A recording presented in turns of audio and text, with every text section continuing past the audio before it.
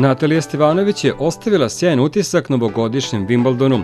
Iako debitant na velikoj sceni, 28-godišnja Nišlijka je svojim hrabrim nastupima na londonskoj travi stigla nadomak plasmana u osminu finala. To je bilo dovoljno da osvoji srca svih ljubitelja belog sporta i da svet konačno čuje za nekadašnje tenisko čudo iz Niša.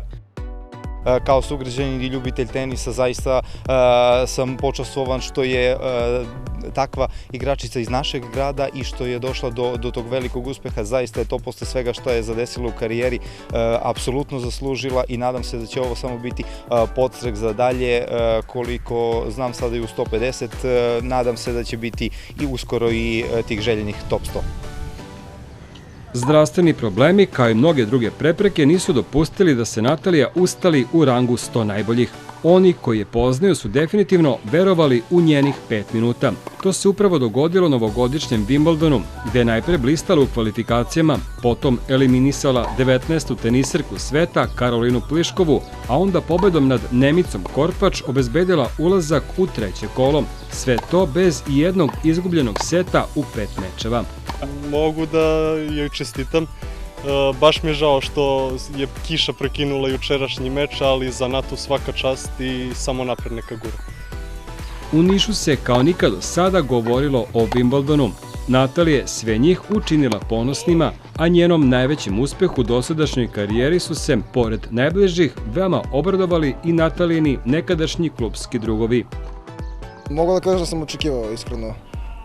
Ja sam trenirao i igram u teniskom klubu Kostić, tako da u njenom klubu, tako da sam gledao svaki njen meč, i kvalifikacije i glavni žreb.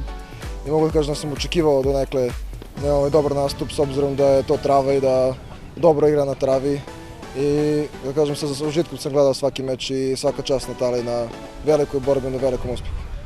Ja sam pratila Natine nastupe još i ranije na Wimbledonu, zato što Natu poznajem i lično. Mi smo zajedno trenirale u teniskom klubu Kostić, trener nam je bio njen otac Đorđe Kostić, tako da je poznajem i na ličnom nivou i onda sam je pratila kao prijatelja i bila sam izuzetno ponosna na nju.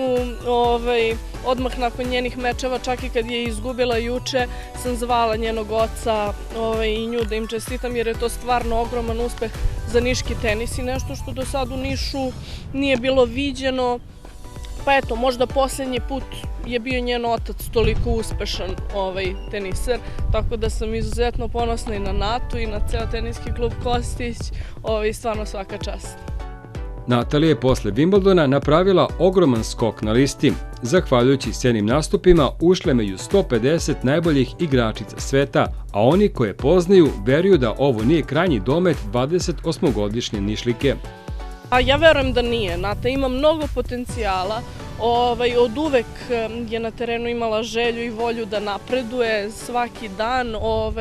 Imala je jako borbeni duh na svakom meču, da li to bio trening ili neki turnir. Tako da ja mislim da može daleko da dogura.